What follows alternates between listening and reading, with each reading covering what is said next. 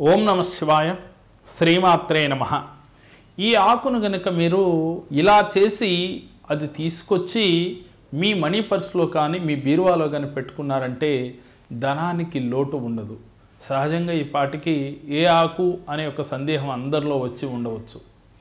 అందరికీ తెలుసు బిల్వదళం. సహజంగా బిల్వదళం అందరికీ చాలా పరమ పవిత్రమైనది అన్న విషయం అందరికీ తెలుసు కదా. ఈశ్వరుడికి ఎంత ప్రీతికరమో దాని గురించి వేరుగా చెప్పనక్కర్లేదు.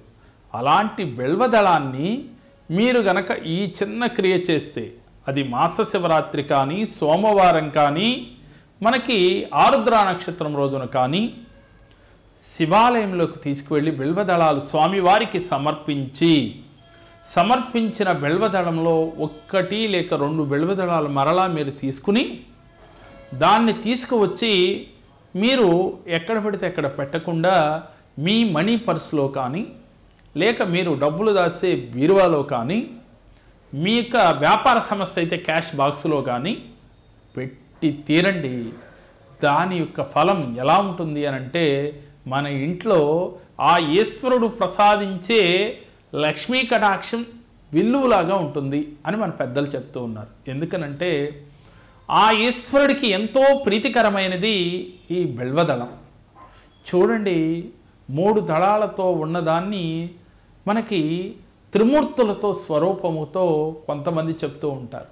సరే, ఏది ఏమైనప్పటికీ కూడా ఆ బిల్వదళాన్ని మాత్రం ఈశ్వరుడికి సమర్పించిన తర్వాత మరలా తీసుకువచ్చి మీరు దాసే డబ్బు పెట్టే బీరువాలో కానీ మీ వ్యాపార సంస్థలో క్యాష్ బాక్స్లో కానీ మీ మనీ పర్సులో కానీ ప్రతి ఆరుద్ర నక్షత్రానికో ప్రతి సోమవారానికో మీ అవకాశం కుదిరినప్పుడల్లా మారుస్తూ కొత్తది పెట్టుకోవటం పాతది తీసుకెళ్ళి వాటర్లో కలపటం, ఇలా చేసి చూడండి.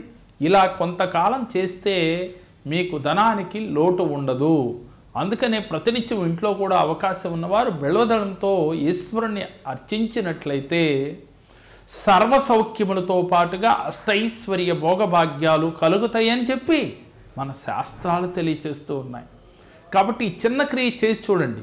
అనేక బాధలతో ఉన్నవారు ఎవరైనా సరే, ఆర్థిక బాధలు కావచ్చు, మీ సమస్త కోరికలు ఏమైనా కావచ్చు, ఈశ్వరుడు తలుచుకుంటే కానిదంటూ ఏమీ లేదు. కాబట్టి స్వామి పైన నమ్మకం ఉంచి ఈ చిన్న క్రియ ఆచరిస్తే మంచి శుభ ఫలితాలు పొందగలుగుతారు. మేము చెప్పిన ఈ వీడియో మీకు నచ్చినట్లయితే లైక్ చేయండి, మీ ఫ్రెండ్స్కు షేర్ చేయండి.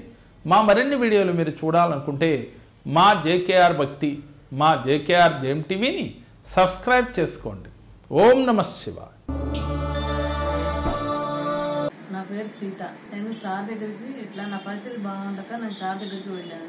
సార్ నా సమస్యలన్నిటికీ పరిష్కారం చెప్పారు. సార్ చెప్పినట్లు చేసినందుకు నాకు 100% నాకు రిజల్ట్ కనబడింది.